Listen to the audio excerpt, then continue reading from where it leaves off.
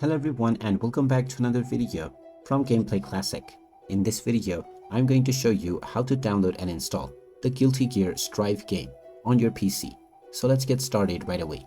First of all, open up the Steam application on your device and make sure that you are logged into your account using your email address and your password. After logging in, you will end up within the store page.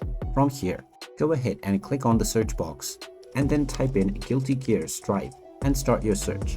Once you find the Guilty Gear Strive game, go ahead and click on it and you will now be taken into the game page. From here, just scroll down and you will find the various different editions of the game. Click on the Add to Cart button alongside the version that you want to purchase. After this, click on View My Cart in order to complete your transaction. Finally, click on the Continue to Payment button and now you can choose from various different payment methods and use either your card credentials or your PayPal to finalize your transaction. Once your transaction is completed, you will find the game within your library and you can install it with a single click. Once it is done installing, you can simply open up the game from your library and enjoy it right away. And there you have it. That is how easy it is to download and install the Guilty Gear Strive game on your PC. If you find this video helpful, make sure you hit that like button and subscribe to our channel if you haven't done so already.